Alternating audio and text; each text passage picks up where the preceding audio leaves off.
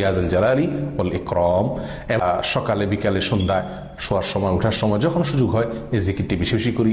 এই জিকিরটি করার জন্য ওযুর প্রয়োজন হয় না, বিনা ওযুতে আপনি করতে পারেন, যখন সুযোগ হয় তখন করতে পারেন, বেশি থেকে বেশি ইয়াজুল জালালি ওয়াল ইকরাম। অর্থাৎ সুনানে তিরমিজিতে বর্ণিত এক হাদিসে নবী সাল্লাল্লাহু আলাইহি ওয়াসাল্লাম ইরশাদ করেছেন, আলিজু বিয়াজুল জালালি ওয়াল ইকরাম, অর্থাৎ তোমরা ইয়াজুল জালালি ওয়াল ইকরাম এই জিকিরটি, এই দোয়াটি বেশি থেকে বেশি নিয়মিত করো এবং এটাকে ধরে রাখো, আঁকড়ে ধরো।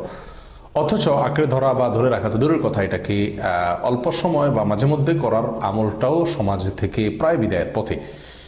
আল্লাহ সুবহানাহু ওয়া তাআলার গুণবাচক নামের অন্যতম একটি নাম হলো ইয়াজুল জালাল ওয়াল ইকরাম, যার অর্থ হলো হে জালাল, অর্থাৎ সৌন্দর্য, পূর্ণতা এর মালিক, বড়ত্বের অধিকারী, ওয়াল ইকরাম অর্থাৎ হে দাতা, হে মহান দানশীল, হে মুক্ত হস্তে এবং উদার হস্তে দানকারী।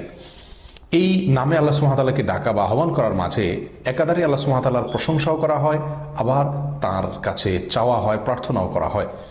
নিয়মিত যদি আমি এই জিকির এবং দোয়া করতে থাকি, তো তার মানে আমি আল্লাহ সুবহানাহু ওয়া তাআলার প্রশংসাও করছি, আবার আল্লাহ সুবহানাহু ওয়া তাআলার কাছে নিজের প্রার্থনা বা আরজিও পেশ করছি। আর দিকে লক্ষ্য করে আমরা বলবো, হে বড়ত্ব, পূর্ণতা, সৌন্দর্য সমস্ত কিছুর অধিকারী এবং হে দানশীল এবং মহান দাতা।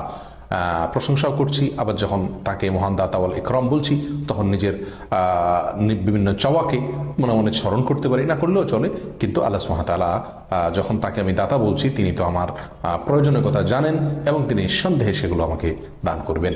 অতএব আসুন এই বিলুপ্ত হয়ে যাওয়া আমলটিকে পুনরায় জিন্দা করার চেষ্টা করি, বেশি বেশি জিকির করি।